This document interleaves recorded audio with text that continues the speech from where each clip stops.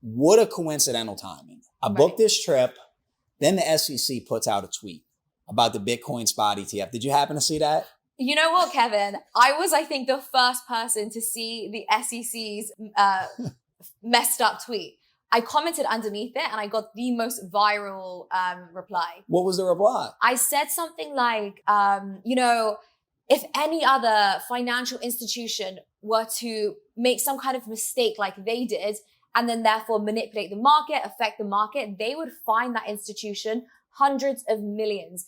I mean, you have to understand the SEC has been fining crypto companies in the hundreds of millions. I think they fined BlockFi over 100 million before they went bankrupt. Maybe they wouldn't have gone bankrupt if BlockFi didn't have to pay 100 million,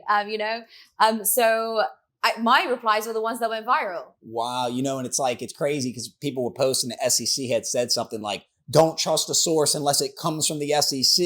And then it's like, we see the information that the ETF was approved, but their account was hacked. Do you think that's even possible? Do you know, this is what I think happened with the SEC's tweet. I don't think their account was hacked. I think everybody knew on the inside that the Bitcoin spot ETF was going to be approved. And so they scheduled a tweet. But some idiot scheduled it for 24 hours earlier than it should have been done. And I think that's why when it was actually approved, we never had any kind of official announcement. But yeah, I just think some intern scheduled the tweet too early, and that's what happened. So the ETF gets approved, and I don't know. I'd like to hear your kind of thoughts on it. Are you pro this ETF getting approved? I kind of think it's kind of a monumental movement for Bitcoin. Are you kind of pro this ETF getting approved, or do you not like it?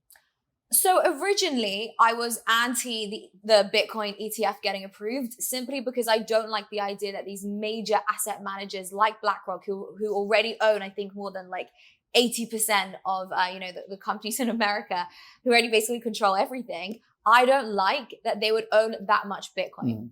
But I've spoken to a lot of different people about this topic, and I've kind of come to the conclusion that it actually doesn't matter how much Bitcoin you own, because the Bitcoin and the network itself is still completely decentralized. Like, you can buy up all the Bitcoin, but you can't change the math and code of the network just because you buy up all that Bitcoin, right? Because it's down to the miners.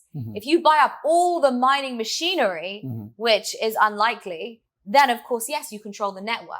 But then I spoke to another person about this, and all that would happen is, say BlackRock were to buy up all the Bitcoin miners, right? Then therefore they control the network.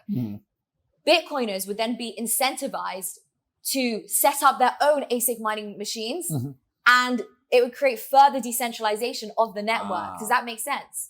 So it's like any way that you try to attack Bitcoin, it's sort of counterproductive, and it actually benefits the network even more.